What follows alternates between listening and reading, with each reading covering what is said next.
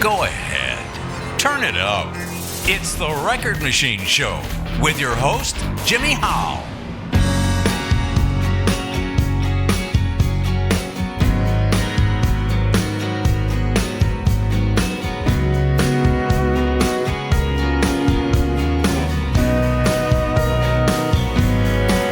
We picked the very worst time to stumble over our own feet. There's plenty there to trip you up without adding to the misery. We live on expectations that someday we won't feel pain. But your mind keeps on telling you how much you love the rain.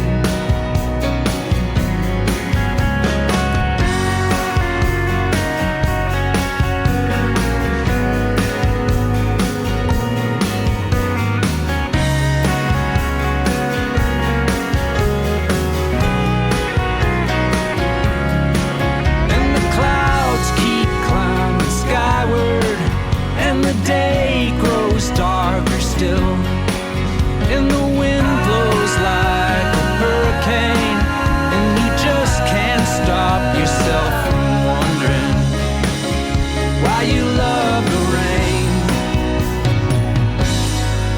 We've come a long way back from this desolate place, found a sturdy tree prop yourself up against. But now the time has come to let go of this crutch. If we didn't need rain, we wouldn't miss it so much. Oh my love, I hope you feel no pain. Keep on telling yourself how much you love the rain. And the clouds keep climbing skyward, and the day grows darker still, and the wind blows like a hurricane, and you just can't stop yourself from wondering why you love the rain.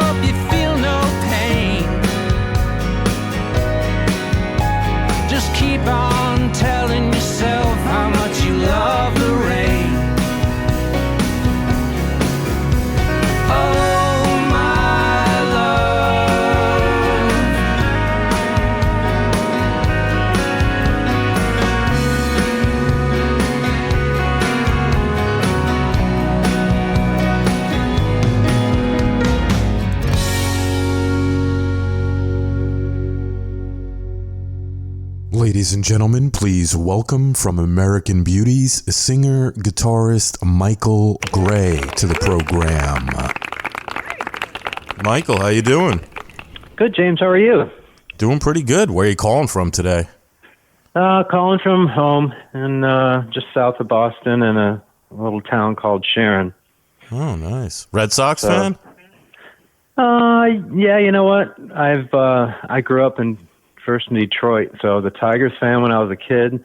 We moved to New York, and my family became Yankees fans, which I never did. And then when I moved to Boston in 1988, I did become a Red Sox fan. So yes, after all these years. Well, you won a couple at least, right? Oh, I saw some of the most exciting baseball ever played in those series in the early part of the 2000s when they came back and they beat Yankees when they were 3 down. That was one of the most exciting sporting events I think I've ever been able to witness in my life. Yeah. It was pretty neat, but... Yeah, I'm a Yankees fan. I grew up in New Jersey, so I wasn't too happy about that. But you're right; it was one of the greatest comebacks I've ever seen. Yeah, I mean and the year before they had that other really competitive game, one that went to Game 7, where Pedro lost Game 7, and Grady Little left him in a little bit too long, and I can't remember. I don't think the Yankees won that World Series, but no, they lost. But that was another great series, but, another great disappointment for the Red Sox until they finally got the monkey off their back the following year. Yeah, I seen Tim Wakefield passed away the other day. Yeah, that was kind of tragic. That was kind of unpredicted, too. I'd seen him on TV. He'd been doing a bunch of commercials around town, and that kind of came up all of a sudden. But I think it was, brain cancer, so that was... I think that can be pretty aggressive, certainly. Yeah, he was a great pitcher, though. Yeah, I mean he was one of the guys that really ragtag group of people they had that year. In addition to having Poppy and Manny and some of those other players that were so great on that team. But yeah, Wakefield kind of kept him in a lot of games, and he won a lot of playoff games for him. That was the other thing. Yeah, they could rely on him. He'll definitely be missed for sure. Yeah. Now, are you following any of the baseball right now? I've kind of, the Red Sox haven't been doing all that well. This is probably the first year we haven't gone to a Red Sox-Yankees game. We usually kind of make some time to do that, but we've both been super busy over the summer so far, and I'm not sure those games have been competitive for either of us this year. Yeah, you're right. You're right about that. So tell me about your musical background. When did you first get involved in music? So I ended up, I learned how to play guitar when I was 9. My older brother went to a garage sale and bought 2 guitars that were kind of beater guitars and an amplifier. And all 3 of the brothers, I have my brother above me, it's like 2.5 years older, and then I have another brother who's 10 years older. So we all started playing around the same time. So I, being the youngest, became kind of the accompanist as far as like playing rhythm guitar and for whatever they wanted to do. And they would sing, I would sing background vocals. And then I think when I was 13 was the first time I performed live. And that was with my oldest brother at his college in Oneonta, New York. He used to take me down there and we'd do these little coffee house shows together. And then after that, just through high school, played a bunch of acoustic guitar, started writing songs probably when I was 16 or so.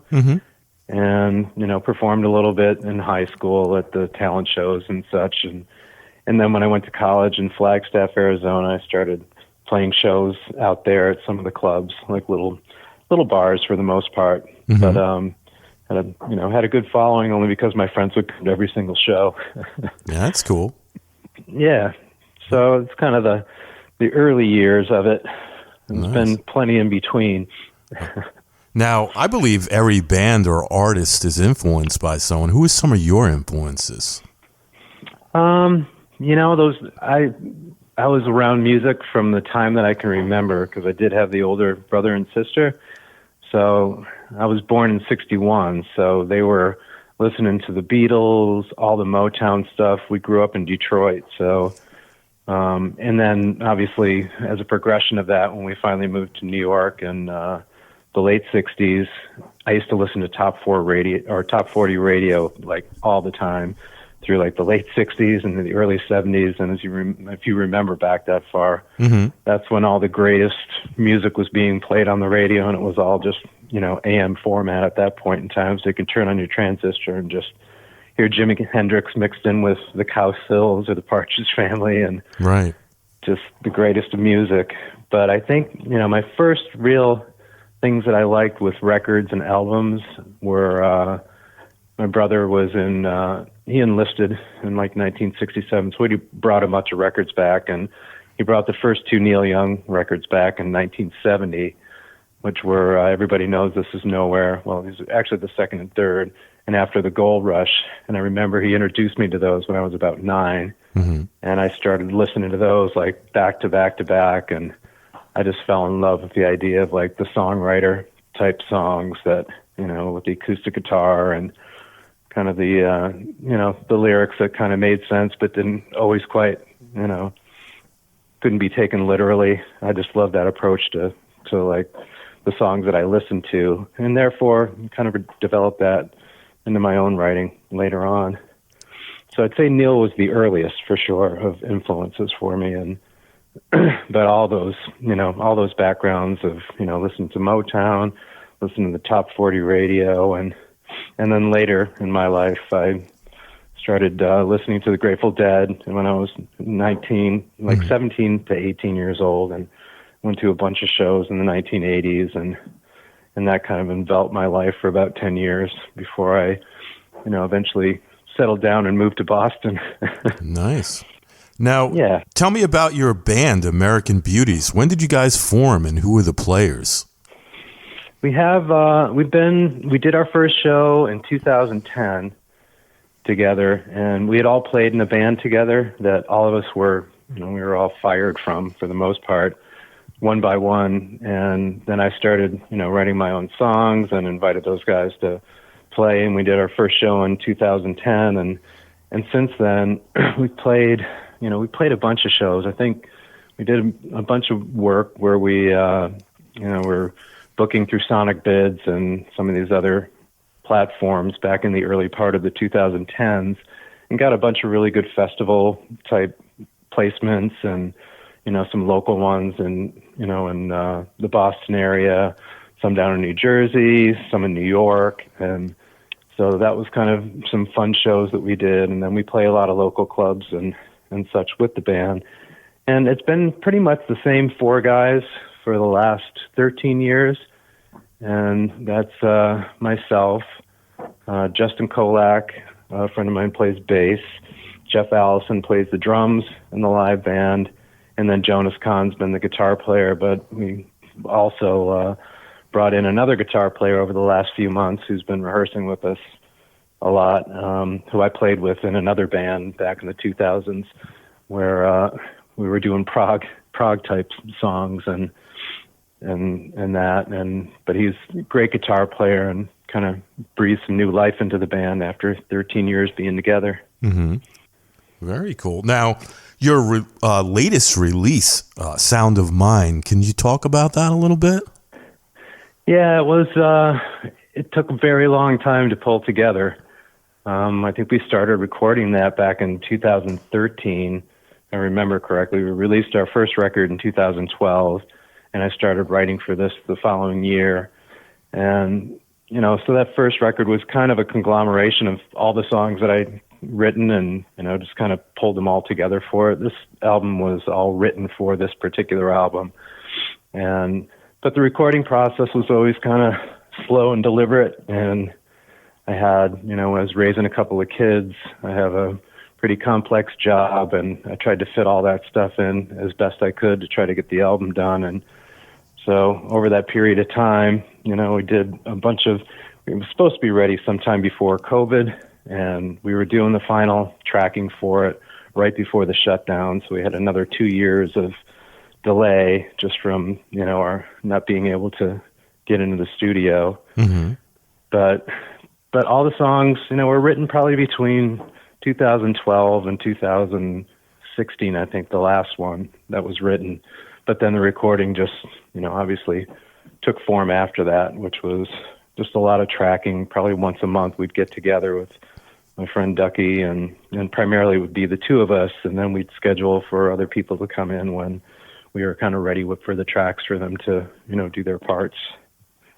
Nice. It's a great album, and thank you, by the way. Oh, no, thank you so much for listening to it. I mean, that's one of the things that we always appreciate, is that, you know, there are people out there who are willing to kind of, you know, take a listen and dig a little bit deeper than the average ear, and yeah, it's really kind of important. I know I do that with the music that I like to listen to as well. It's kind of listen to it a few times to try to get the gist of it. Right. Yeah. I mean, I love it. I actually have these brackets that I have on the wall in my studio, and I put all the CDs up that I've had signed over the years. So I'm going to add your CD to the wall, the collection.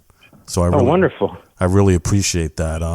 And the other one I'm going to give away to one of the listeners, so they have that's good. So they get a taste of the album. And let's talk about that a little bit. This podcast is going to feature two of the songs. I picked The Rain and Good Excuses. What's the story behind those two songs? So The Rain, that was a song I wrote. That was one of the last songs I wrote for the record, which I think was 2016. And my son was, kind of in college at the time, and we were all kind of dealing with all the pitfalls of the busy life. And I had a lot of friends as well that were kind of not doing so great, and just trying to like hang on by a thread, and like we all do at certain points in time in our life. So I think I was just thinking about all those trials and tribulations, and decided to kind of write a song about just how we all try to keep it together and what we try to do that. And so The Rain was kind of written in that context, that we all have our bad days, and but sometimes we kind of latch on to those bad days, and we appreciate them. We're not really quite sure why we like them so much, but I think it helps you recover from bad situations better when you really have a chance to kind of let them out, and let the feelings flow. And so that's kind of what The Rain was about, and just trying to keep everybody encouraged that it's not always going to be like that. Right. And we always have to be looking for the bright light on the other side. Right. And what about Good Excuses? Yeah, Good Excuses, that was kind of another one that was just more kind of writing a little bit more directly about my own situations with work and climbing the corporate ladder, and some of these things that you're pressured into as just somebody living in America. You got to kind of make your way in some ways, and just some of those various pitfalls that you run into with your own, having confidence in yourself, and coming up with ways to kind of think that you're doing better, but then coming up with excuses for why you haven't really necessarily gotten to where you think you should be. But then again, is that really where you need to be? Right. It was kind of one of those ones that was just kind of questioning the whole process of, moving up the chain, and is that really good for you or not? Great song. I love that one. Thank you. You're welcome. Now, how do you approach songwriting? What's your creative process like? It's kind of a weird one, because I spend a lot of time where I've just got a basement studio downstairs, and on the weekends I'll usually, head down there at about like 11 o'clock or 10:30 at night when everybody else is in bed, particularly when the kids were, here, which they're no longer, they're living on their own. But when they were here, I'd always have to start late, and then I'd stay up all night. And usually through that process of just playing and working on things, either rehearsing for shows or, I'm never there to write a song for the most part, but the ideas, when they usually come like pretty quickly, and it's usually a chord progression of some sort that I'll be working on, and then I'll, work out at least some, melody line with, lyrics that aren't necessarily the lyrics, and then I'll start writing the lyrics afterwards. And usually within, usually it used to happen more swiftly. Like I would usually have written songs at the end of the night, and sometimes I'd have them written and recorded at the end of the night. But now I work on things, probably for, it could be a couple weeks or so to kind of perfect them a little bit more. The more recent songs that I've been writing have been, kind of shelled as, what I want them to be. And then I just kind of, work on them for a couple of weeks to kind of refine the lyrics, refine the parts. And so I spend a lot more time kind of fine-tuning things nowadays as opposed to what I used to do when I'd record and do everything in a single night. Right. Now, where do you draw inspiration from your lyrics? I think it's probably just a lot of the stuff that I observe, I read. There's not a lot of things that are, just biographical or anything, but, it might just be, friends going through something and kind of ticks a bell. Sometimes it's just things that I observe through, watching the news and other various things. I've had more topical type songs that I've written recently, just about some of the current events. But this album kind of was written at a period of time where things were really complex in life, and a lot of the relationships were strained just by the sheer amount of things that everybody was responsible for, be it raising your kids, be it getting your job done. And both my wife and I have pretty difficult jobs, so it was kind of a rough time. So I kind of wrote from that perspective, and it's a little dark at points, but I think with all things, I always try to leave a little bit of hope at the end that things are going to be better. Yeah. Now, do you guys plan on doing any shows anytime soon?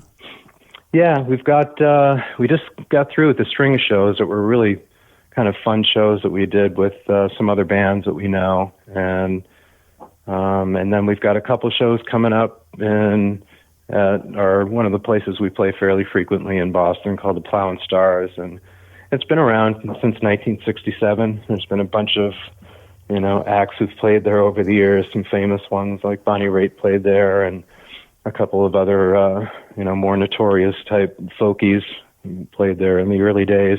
But it's one of the few venues that stayed open, and it's had music almost every night since they opened for that long. And a lot of the other venues that have been around for a while, a lot of them closed over COVID, but a lot of them were closing prior to that just because they just couldn't make ends meet with the music, and just the bar business in general was pretty difficult in some cases.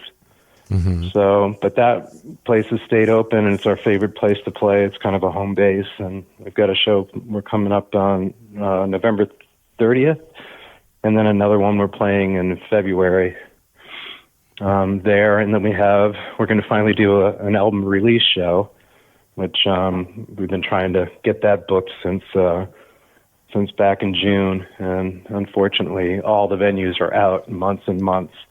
So we've got an April show on April 6th at a place called the Square Root that's in Boston, and it's just a really cool little club.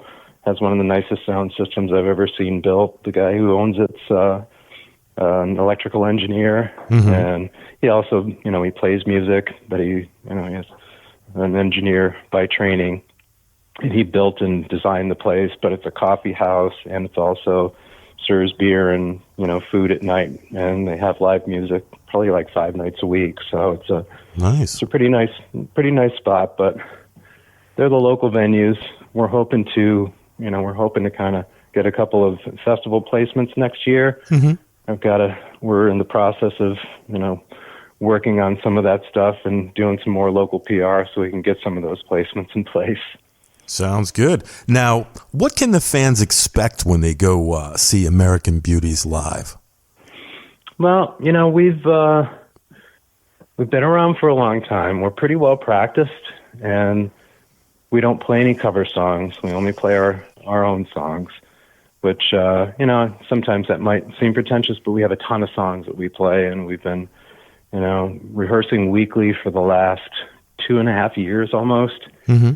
So, I think, what you can expect is we're definitely going to we're going to play our music, and we're going to play it pretty tightly. And, if you like folk rock music and you like lyrics and you like, melodic type songs that kind of sound like a top 40 song, but maybe a little bit more involved in some cases, then that's kind of what the live band is. And of late, with our new guitar player, we've kind of reached a different level, which is pretty interesting for everybody. It's just happened over the last, couple of months where, we're hearing more than we're playing, and it's kind of a nice evolution of the band. And, instead of just playing the songs straight, we're kind of playing the songs and we're taking them out a little bit. And it's kind of a neat little change in what's going on. So that's what they could expect in these next few shows too. We'll be kind of taking out a little bit more than just doing our standard,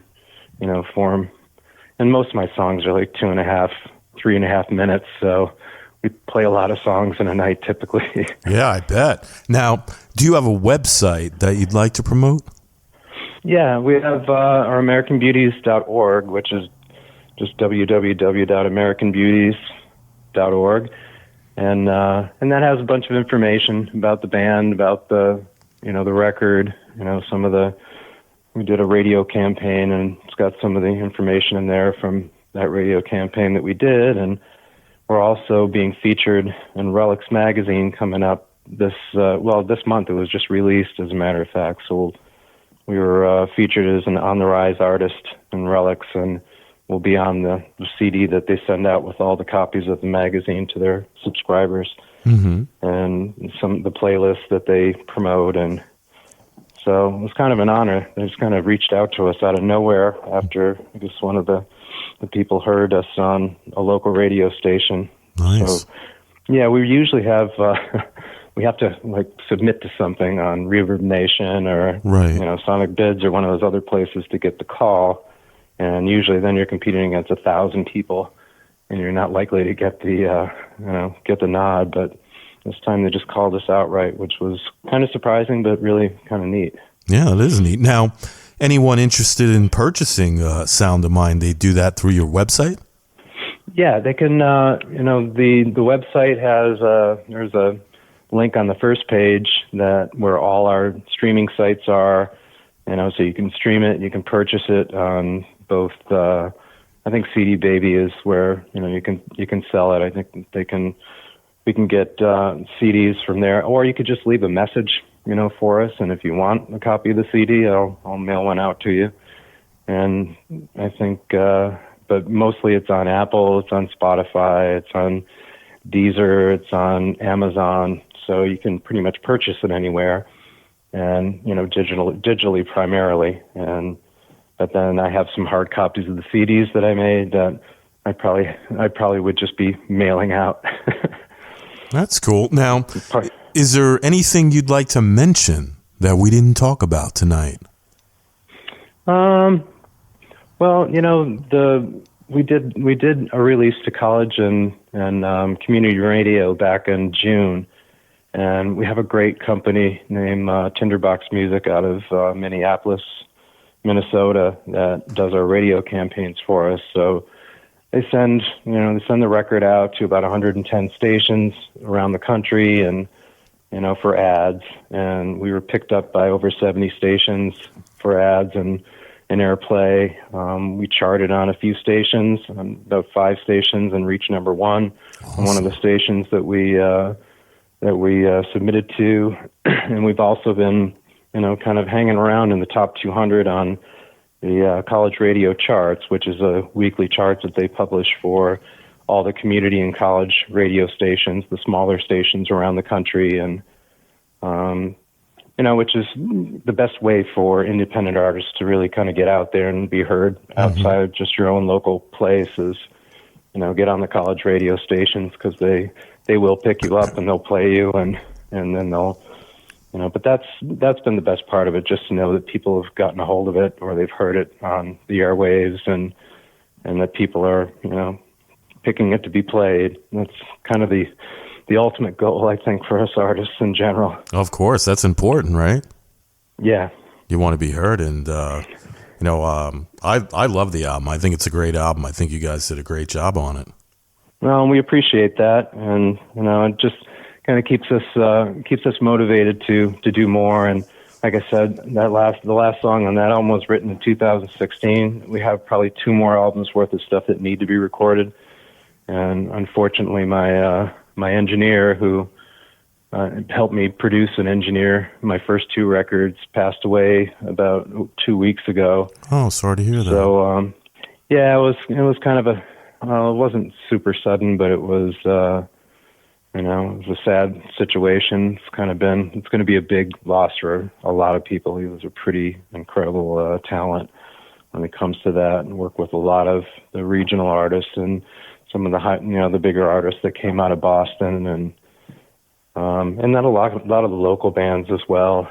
But he was the best at what he did, for sure, as far as being able to, set up for recording, his ability to mix, his production skills, and he spent years and years in the studio with a lot of really great artists. He did Susan Tedeschi's first album, engineered that, and did 3 Buddy Guy albums, which he won Grammys for. And it's just, if you go down the line and think of all the great things that Dookie did, it's kind of sad that he will no longer be around to help artists along like he did me, which was probably the most influential connection I ever made in my career. So. Wow.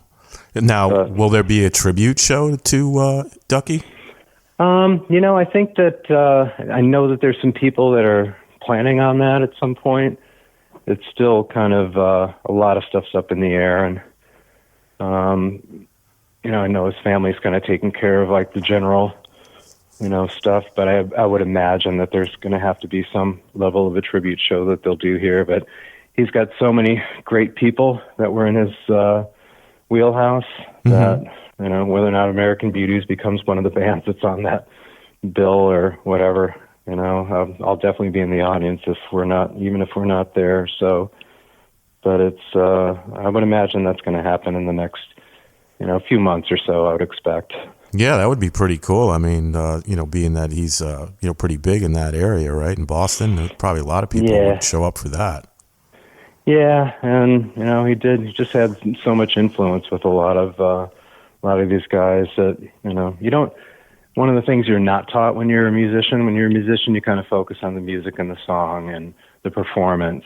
When you're recording, there are so many other nuances involved with it that you just wouldn't know offhand. Mm-hmm. And when you work with people that are that that into it and talented and just know everything to do, you do learn a lot, obviously, particularly from the production standpoint of things. Mm-hmm. I would never call myself an engineer, I still record myself in the basement on occasion, but to be able to produce a record that sounds the way it does, when Ducky does it, he was masterful at it. There's no doubt about it. Yeah, great job on this album. Like I said, I think it turned out great. Well, I appreciate it, James. Well, you're welcome, and I want to thank you so much for coming on the show tonight. Like I said, I really dig this album, and I'm looking forward to hearing another one when it comes out, and I want to wish you the best of luck with this one and the best of luck with all the shows you got coming up. Yeah, and I'm one thing I can promise, it's not going to take 10 years to do the next record. Well, that's cool.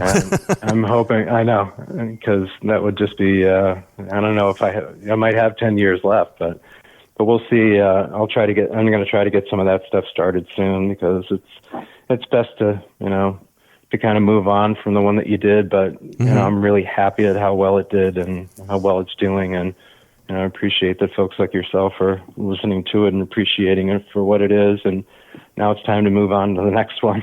Yeah, that sounds like a plan, and let's stay in touch. When that album comes out, I'd love to have you back on the show again. Oh, I'll definitely, you'll get one in the mail for sure, and and certainly I appreciate to talk to you about it, and I really appreciate you having us on tonight. Well, you're welcome. Like I said, you're welcome to come back anytime you want. Let's stay in touch, all right? Sounds good, James. I appreciate it. All right, you have a good one, all right? All right, have a good night. Take care. Bye-bye. Bye. Sometimes you gotta stray. It's a crooked path we're on. Some days are full of hope, then others let you down. When you're closer to the start, far from journey's end, many years apart, many years we spent wishing we were something we already should have been. Don't rely on good excuses.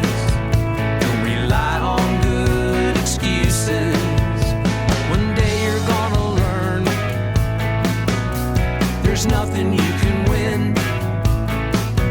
You get what you deserve for the blood that you put in. When you're closer to the start, far from journey's end, many years apart, many years we spend wishing we were something we already should have been. Don't rely on good excuses.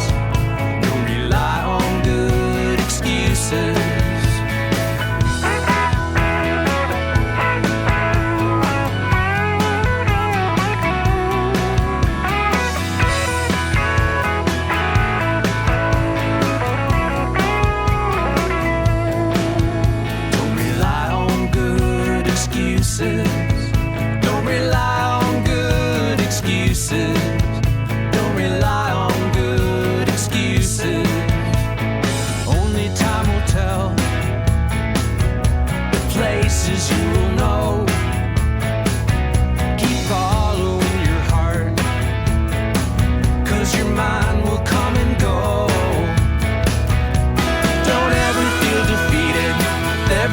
should fail.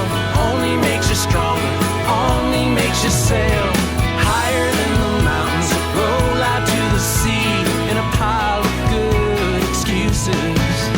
Don't rely on good excuses. Don't rely on good excuses. No, don't rely on good excuses.